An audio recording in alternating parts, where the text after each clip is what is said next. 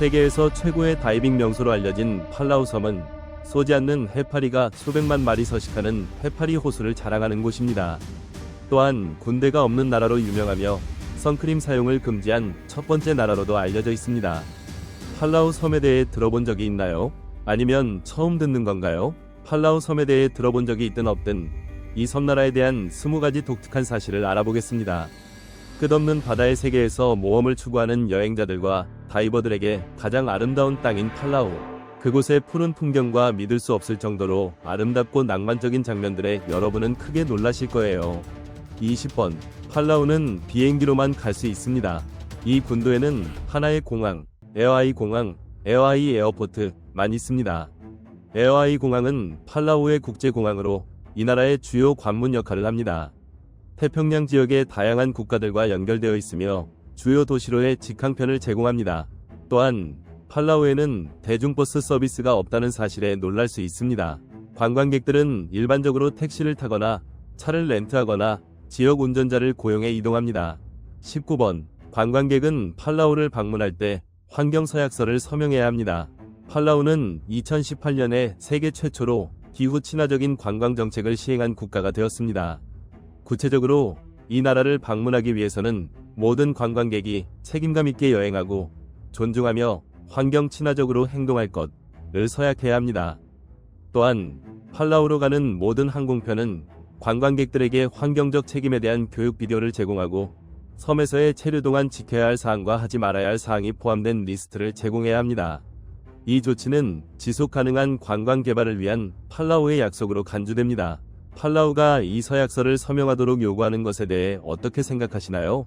댓글로 의견을 남겨주세요. 18번. 팔라우는 세계 최초의 상어 보호구역을 가지고 있습니다. 여기 실제 상어를 보고 싶은 사람은 누구인가요? 댓글로 알려주세요. 상어를 편안하게 관찰할 수 있는 곳은 팔라우의 상어 보호구역으로 이곳은 세계 최초의 상어 보호구역입니다. 팔라우는 환경보호에 헌신하고 있으며 사람들은 자연을 보존하고 자연의 아름다움과 바다의 균형을 유지하는 것에 진심으로 관심을 가지고 있습니다. 그들의 문화와 생계는 바다와 밀접하게 연결되어 있기 때문입니다. 이러한 이유로 팔라우는 다양한 해양종을 보호하기 위한 중요한 정책을 시행해야 했습니다. 많은 사람들이 상어를 위험한 동물로 여기거나 사냥하지만 팔라우는 이를 보호할 필요성을 인식하고 있습니다. 2009년 팔라우는 60만 제곱킬로미터 이상에 걸쳐 첫 번째 상어 보호구역을 설립하여 망치상어, 표범상어, 대서양 인팁상어 및 멸종 위기에 처한 130여 종의 상어들을 보호하고 있습니다. 또한 팔라우와 그 영해 내에서는 상어 상업적 어획 활동이 금지됩니다. 그 이전에는 1980년대 중반부터 상어 지느러미를 이용해 상어 지느러미 수프 같은 상징적으로 부유한 음식을 만들기 위해 상어 어획 활동이 급격히 증가했습니다. 17번. 팔라우는 세계 최초로 자외선 차단제를 금지한 국가.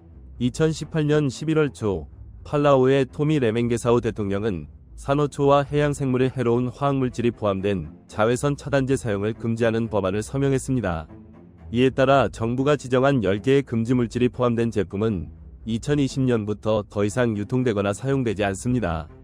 BBC에 따르면 이 법안은 금지된 제품을 고의로 수입하고 거래하는 국내 상인과 소매업자에게 $1,000의 벌금을 부과하며 팔라우에 도착한 외국인 관광객의 자외선 차단제는 모두 압수된다고 합니다.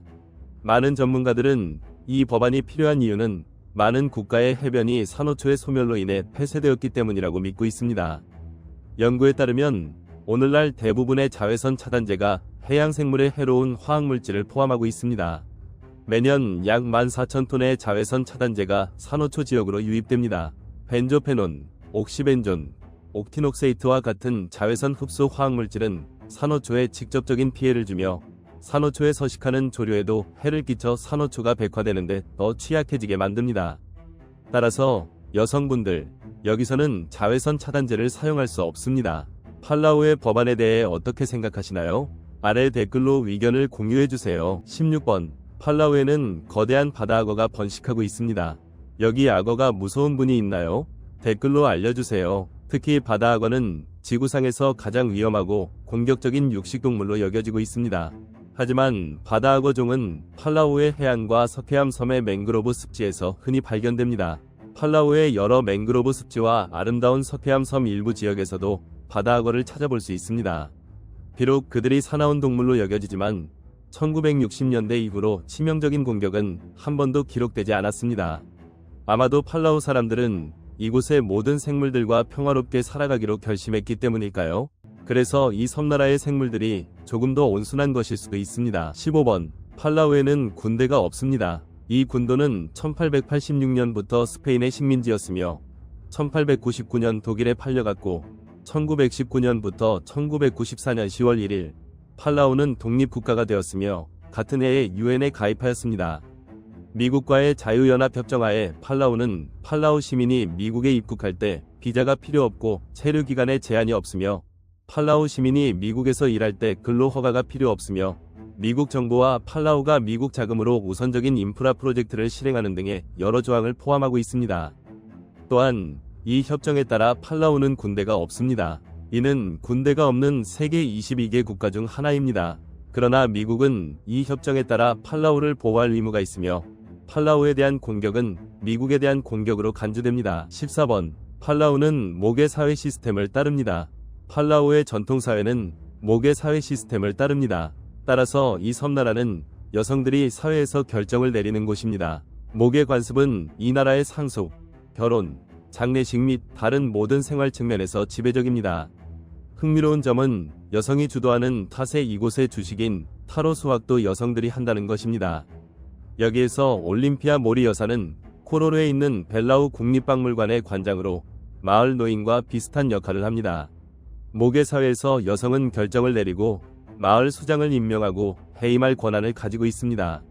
그들은 종종 팔라우 국회에서 위석을 유지합니다. 13번. 팔라우의 유일한 감옥은 관광 명소입니다. 흥미로운 사실은 팔라우 섬나라에는 단 하나의 감옥이 있으며 그것이 관광 명소라는 점입니다. 코로르 교도소는 팔라우의 유일한 교도소입니다. 교도소는 1600제곱미터로 1970년대에 지어진 2개의 건물과 1990년에 지어진 하나의 건물이 있으며 2.4m 높이의 강철 메시 울타리와 2.4m 높이의 콘크리트 벽으로 둘러싸여 있습니다. 흥미롭게도 이곳은 관광지로도 알려져 있는데 교도소 안의 상점에서 죄수들이 정교하게 조각된 나무 작품을 판매하기 때문입니다. 팔라우에서 이 감옥을 방문해 보시겠어요? 댓글로 여러분의 생각을 공유해주세요. 12번. 팔라우의 인구는 매우 적습니다. 팔라우의 인구는 약 2만 1000명으로 이 중 70%는 원주민 팔라우인으로 멜라네시아인, 미크로네시아인, 태평양 제도 주민들 간의 결혼을 통해 유래했습니다. 많은 팔라우인들은 또한 19세기와 20세기 동안의 이주와 결혼을 통해 아시아계 혈통을 갖고 있습니다. 팔라우의 공식 언어는 팔라우어, 손소롤리제 토비아너, 그리고 영어입니다. 팔라우어는 서부 미크로네시아 언어로 불규칙성 및 광범위한 어휘 때문에 매우 복잡합니다. 또한 손소롤리제 토비아너는 팔라우 남서부 섬에서 사용되는 또 다른 원주민 언어입니다. 인구 조사에 따르면 팔라우 인구의 약 49.4%가 로마 가톨릭 신자이며 21.3%는 개신교, 8.7%는 모데크네이 신자, 5.3%는 제7일 안식일 예수 재림교 신자입니다. 팔라우에는 작은 유대인 공동체도 있으며 최근에는 6명의 위구르 무슬림이 팔라우에 정착할 수 있도록 허용되었습니다. 팔라우의 무슬림 공동체에는 약 400명의 벵골 무슬림도 포함되어 있습니다. 팔라우에서 로마 가톨릭은 지배적인 종교로 인구의 약 65%가 로마 가톨릭 신자입니다. 그 외에도 개신교 신자들은 약 2000명이 있으며 그중 제7일 안식일 예수 재림교 신자는 1000명 정도입니다. 11번. 팔라우에는 대학이 없습니다. 이 섬나라에서는 교육이 6세부터 14세까지 또는 학생들이 8학년을 마칠 때까지 의무입니다. 이 나라는 영어와 팔라우어로 가르치는 공립 및 사립초등학교와 고등학교를 운영하고 있습니다. 또한 팔라우 커뮤니티 칼리지는 직업훈련과 학문적 과정을 제공하는 교육기관으로 미크로네시아 전역의 학생들을 위한 곳입니다. 이 기관은 1920년대 일본의 통치하에 직업학교로 시작되었습니다. 팔라우에는 대학이 없지만 팔라우 청년들이 해외에서 고등교육을 받을 수 있도록 정부 장학금이 제공됩니다. 대학에 진학하려는 팔라우인들은 대부분 편리성 때문에 미국으로 가는 것을 선호합니다. 10번. 팔라우는 서태평양에 위치한 섬나라입니다. 팔라우는 미크로네시아 군도의 일부로 서태평양에 위치해 있으며 군도의 가장 서쪽 끝에 있습니다. 이 섬나라의 총 면적은 약 446제곱킬로미터입니다. 팔라우는 326개의 산호섬과 여러 개의 크고 작은 화산섬으로 이루어져 있으며 그중 베벨다옵 섬이 주요 섬입니다. 가장 인구가 많은 섬은 앙가오르, 베벨다옵, 코로르, 그리고 펠렐리우입니다. 팔라우의 수도는 응에룰무드입니다. 팔라우는 태평양에 있는 14개의 독립된 나라 중 하나로 많은 사람들이 잘 알지 못하는 작은 신비한 나라로 분류됩니다. 그러나 팔라우 다이브 어드벤처에 따르면 이 섬나라는 그 아름다움 덕분에 매년 상당한 수의 관광객을 끌어들이고 있습니다. 팔라우는 연중 열대 기후를 가지며 연평균 기온은 28도 섭씨, 82도 화씨입니다. 연중 비가 많이 내리며 특히 7월부터 10월까지 비가 자주 오지만 여전히 햇볕이 많이 나옵니다. 팔라우는 태풍대에 속하지 않기 때문에 폭풍은 매우 드뭅니다. 9번. 풍부한 식물과 동물 생태계. 팔라우의 식물과 동물 생태계는 해양과 육지 환경 모두에서 다양합니다. 팔라우는 세계에서 비슷한 크기의 다른 지역보다 더 많은 해양 생물을 보유하고 있습니다. 예를 들어 산호초, 물고기, 연체동물, 조개, 해삼, 불가사리, 성게, 해파리, 그리고 다양한 종류의 오징어 등이 있습니다. 이렇게 풍부한 해양 생물 덕분에 팔라우는 세계에서 최고의 다이빙 명소 중 하나로 자리 잡았습니다. 또한 육지에서 자주 발견되는 식물들로는 해변의 판다누스 나무, 폴리네시아 철목나무, 야생 파인애플, 다양한 종류의 야자수와 양치식물이 있습니다. 팔라우의 조류도 다양하고 화려하며 많은 이주성 조류들이 매년 2차례 팔라우를 방문하거나 통과합니다. 팔라우에는 독특한 개구리 종을 포함한 파충류와 양서류도 있습니다. 이 개구리는 알을 낳는 대신 살아있는 새끼를 낳는 특별한 특징을 가지고 있습니다. 또한 이곳에는 곤충도 많이 있습니다. 특히 코코넛 코뿔소 딱정벌레의 우연한 도입은 이곳의 코코넛 야자수에 심각한 피해를 줄 수 있는 잠재력을 가지고 있지만 팔라우는 이 벌레의 확산을 제어하기 위해 노력하고 있습니다. 8번. 팔라우는 세계적인 다이빙 명소로 유명합니다. 여기 다이빙을 좋아하는 사람이 있나요? 아래 댓글로 알려주세요. 팔라우 섬나라가 많은 관광객들에게 방문을 받는 이유 중 하나는 바로 놀라운 다이빙 명소들이 있기 때문입니다. 팔라우를 둘러싼 맑고 투명한 바닷물은 산호초, 형형색 색의 물고기, 심지어 난파선까지 다양한 해양 생물들이 서식하는 곳입니다. 이렇게 아름다운 풍경 속에서 팔라우를 방문한 사람이라면 한 번쯤은 바다에 다이빙해야 할 것입니다. 팔라우에는 선택할 수 있는 수백 개의 섬들이 있으며 깨끗한 물이 가득한 곳들이 많습니다. 저는 여러분에게 록 아일랜드에서 산호초를 탐험하고 물고기와 함께 수영하는 다이빙을 추천합니다. 록 아일랜드는 300개의 석회석 섬으로 이루어진 군도로 평균 면적은 약 47제곱킬로미터이며 해수면에서 200m 이상 솟아 있습니다.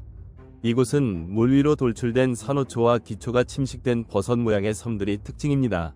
이곳에서 유명한 블루코너 다이빙 사이트를 찾을 수 있습니다. 다이빙 외에도 카약을 대여하여 섬 주위를 탐험할 수 있습니다. 7번. 팔라우에는 수백만 마리의 해파이가 가득한 호수가 있습니다.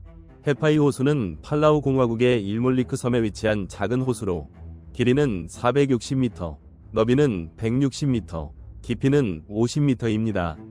이 해파이 호수에는 수천만 마리의 독이 없는 해파이가 살고 있습니다. 해파이 호수에는 금빛 해파이와 문해파이 두 가지 종류의 해파이만 서식하고 있습니다. 이 호수는 한때 태평양과 연결되어 있었으나 해수면이 낮아지면서 호수는 바다와 고립되었습니다. 호수의 상대적인 고립은 여기서 독립적인 종들이 진화하게 만들었습니다. 해파이는 풍부한 조류 덕분에 계속해서 번성하고 있으며 포식자와 경쟁할 필요가 없기 때문에 시간이 지남에 따라 해파이의 독성이 감소하였고 오늘날에는 해를 끼치지 않습니다. 오늘날 관광객들은 해파이 호수에서 수영과 스노클링을 할 수 있지만 너무 깊은 곳으로 다이빙하는 것은 금지되어 있습니다. 그 깊이에서는 무산소층이 있어 유황화수소가 위험한 수준으로 생성되며 이는 사망을 초래할 수 있습니다. 수백만 마리의 부드러운 해파이와 함께 수영하고 다이빙하는 느낌은 정말 흥미로울 것 같습니다. 여러분은 이 경험에 대해 어떻게 생각하나요? 아래 댓글로 여러분의 생각을 공유해주세요. 6번. 팔라우의 록 아일랜드는 유일한 유네스코 세계문화유산입니다. 팔라우의 록 아일랜드는 2012년에 유네스코에 의해 혼합 세계문화유산으로 인정받았습니다. 이곳은 화산 폭발 후 형성된 445개의 사람이 살지 않는 석회석 섬들로 이루어져 있습니다. 위에서 보면 많은 섬들이 물결이 푸른색을 띠는 호수 속에서 버섯 모양으로 보입니다.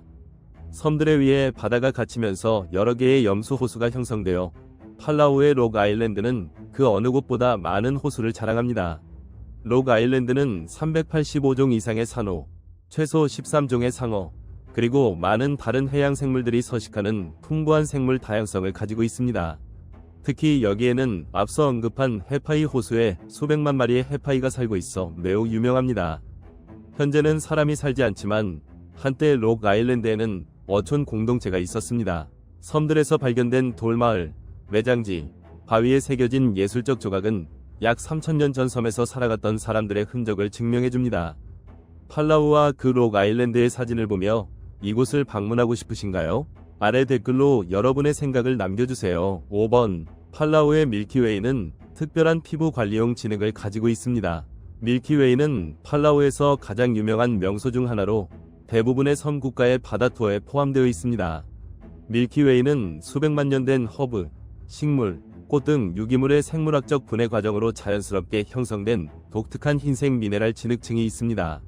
그래서 이는 국가의 보물로 간주되며 관광객들은 진흙에서 자유롭게 목욕할 수 있지만 이를 가져갈 수는 없습니다.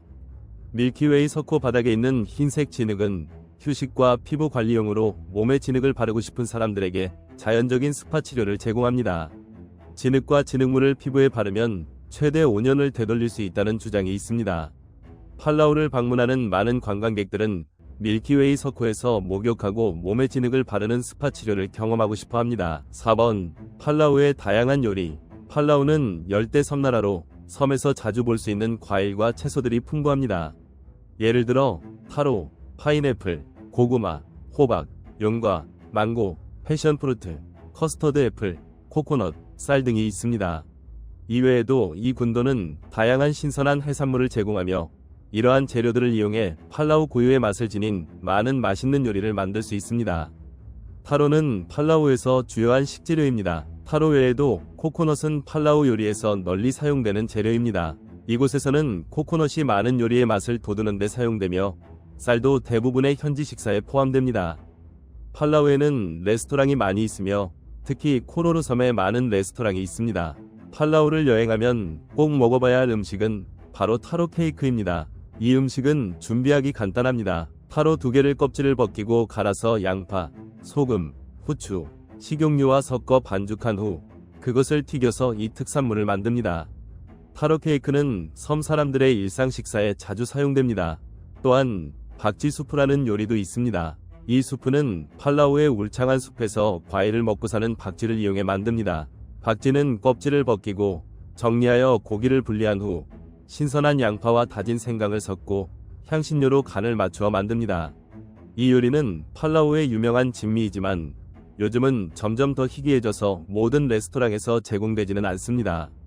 또한 피치 또는 코코넛으로 덮은 카사바 케이크도 있습니다. 이 케이크는 팔라우에서 매우 인기 있습니다. 이 요리를 만들기 위해 카사바를 물, 설탕, 판다누스 주스, 효모, 코코넛 밀크와 함께 갈아 섞은 후 증기로 쪄낸 틀에 넣고 일부 갈은 코코넛을 추가하여 만들어 매우 맛있습니다. 팔라우의 요리가 정말 맛있고 다양한가요? 이 요리들을 먹어본 적이 있거나 팔라우 음식을 시도해보고 싶으신가요? 댓글로 여러분의 생각을 알려주세요. 3번. 팔라우 사람들은 다른 나라로 이주하는 비율이 높습니다. 팔라우는 세계에서 해외에 거주하는 시민 비율이 가장 높은 국가 중 하나일 수 있습니다. 비교하자면 필리핀은 다양한 장소로 이주하는 큰 노동력으로 알려져 있으며 약 10%가 해외에서 일하고 있습니다. 팔라우 사람들의 해외 이주 비율은 이보다 훨씬 높습니다. 추정에 따르면 팔라우 사람들 중 20% 이상이 언제든지 해외에서 거주하고 있습니다. 2번. 팔라우는 세계에서 가장 철저하게 관리되는 나라입니다. 팔라우는 작은 섬나라지만 전체 영토가 16개의 주로 나뉘어 독립적인 행정구역을 형성하고 있습니다. 이 나라의 각 자치구에는 선출된 입법기관과 세습되는 부족장이 있습니다. 따라서 약 2만 명의 인구를 가진 이 나라는 세계에서 가장 철저하게 관리되는 곳으로 여겨집니다. 1번. 팔라우의 국기는 달 모양을 특징으로 합니다. 팔라우 공화국의 국기는 하늘색 배경에 약간 기울어진 노란색 원이 깃대 쪽을 향해 있습니다. 그리고 이 노란색 원이 무엇을 상징하는지 아시나요? 바로 그 노란 원은 달을 나타냅니다. 달은 팔라우 문화에서 중요한 의미를 지닙니다. 전통적으로 보름달은 낚시, 농사 및 기타 활동을 하기 가장 좋은 시기로 여겨집니다. 달은 현지 사람들에게 따뜻함, 평화, 사랑, 그리고 단결의 상징으로 간주됩니다. 하늘색 배경은 태평양을 상징하는 것으로 여겨집니다. 이로써 우리는 팔라우에 관한 가장 기이한 20가지 사실을 살펴보았습니다. 팔라우에 대해 어떻게 생각하시나요? 아니면 팔라우를 방문해 본 적이 있으신가요? 이 나라의 젤리피쉬 호수가 저에게 가장 인상 깊었습니다. 여러분의 생각을 댓글로 남겨주세요. 영상을 시청해주셔서 감사해요. 공유, 구독을 눌러 최신 영상을 받아보세요. 다음 영상에서 뵙겠습니다.